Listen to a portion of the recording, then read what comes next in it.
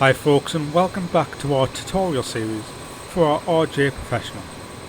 In part 3 of this series, we'll be covering the takeoff and climb procedures in the RJ.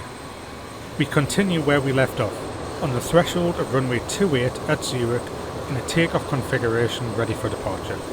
Before we advance the throttles and get airborne, let's run through what is going to happen during the takeoff and climb sequence, as there is a lot of events that will happen in quick succession. Firstly, we will advance the throttles approximately to the 50% position. Once we hear the thrust checked call out, we can then advance the throttles to approximately 80% N1 and trigger the toga buttons. The toga buttons in the real aircraft can be triggered on the rear face of the throttles. However, to make this easier in the simulator, we have added a hidden click spot on the bottom left screw of the captain's VHF nav radio. The toga buttons can also be triggered using the auto throttle to GA control assignment. The auto throttle legend will then turn green on the PFD, and the auto throttle will control the throttles to their N1 set value. At our V1 speed, we will hear a go call out, indicating that we are committed to taking off, followed by a rotate call out. We will then gently rotate the nose off the runway, and the aircraft will begin to climb. When we hear a positive rate call out, we will select gear up, and we will then continue to climb at our V2 plus 10 speed. Right, now we've run through all that, shall we give it a go? Let's start by advancing the throttles to 50%. Check thrust. There's the call out. Advancing the throttles to 80% N1 now, and triggering toga.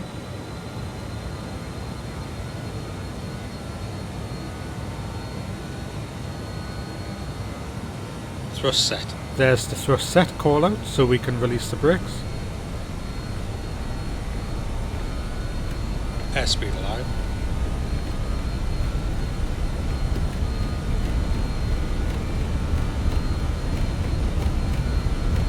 $80 knots. There's 80 knots.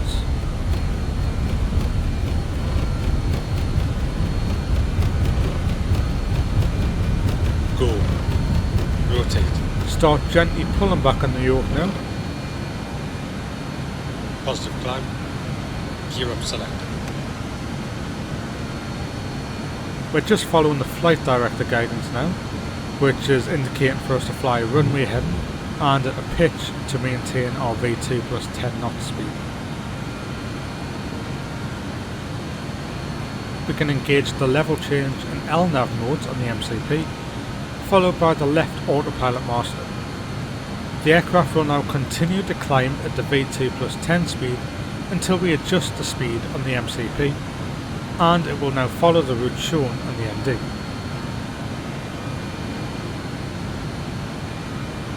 Now that we are in a stable climb, we can increase the speed set on the MCP to our acceleration speed of 210 knots.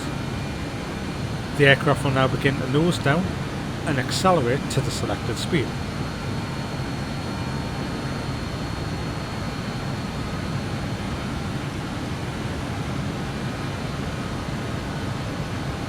As we pass through the VFTO speed, we will hear a flaps 0 call out. Speed checked. Flaps 0. At which point we can select flaps 0.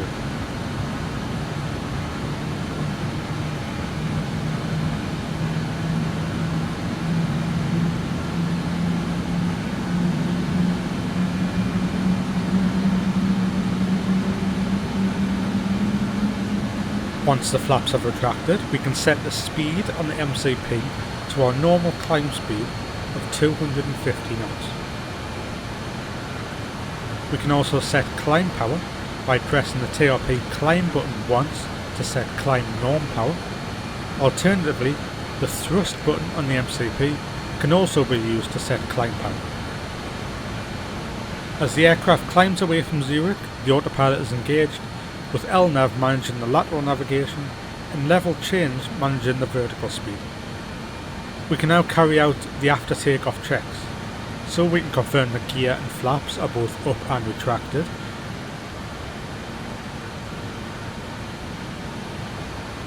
We can confirm that the TRP is in the climb norm mode. We now need to set all 4 engine air switches to the on position. and then switch off the AP aware. We can confirm on the pressurisation displays that the aircraft is still pressurised. As the engines are now supplying air to the pressurisation system, the APU is no longer needed, so it can be shut down by moving the master switch to the stop position. And now that we're in a stable climb, we can allow the cabin crew to begin their duties by pressing the cabin call button on the overhead panel. When we're passing through 10,000 feet, we can carry out the climb checks. We can set standard on the altimeters, either by manually rotating the baro knob to 1013 millibars, or by clicking the hidden click spot at the top left corner of the altimeter. We can also switch off the PTU and leave the AC pump in the auto position. We can switch off the landing lights and fasten seatbelt signs. Ladies and gentlemen, the captain has switched off the seatbelt signs. You are free to move out of the field.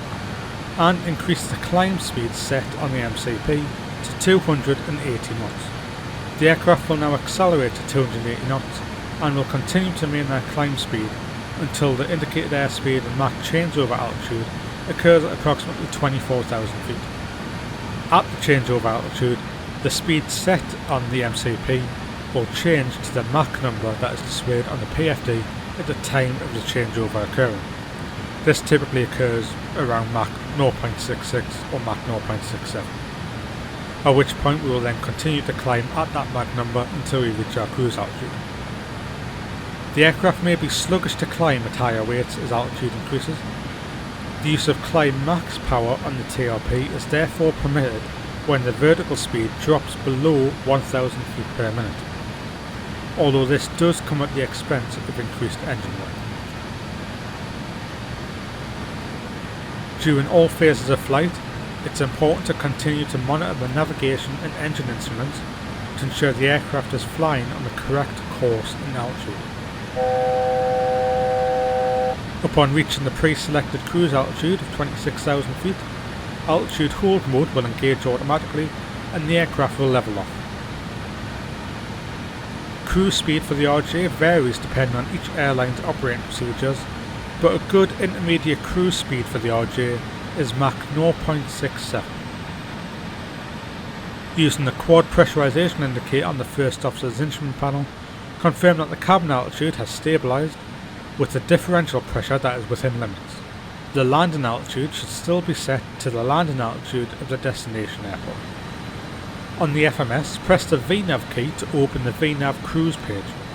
This page will be a useful page to keep open in at least one of the FMS units, as it provides time and distance information to the top of the center.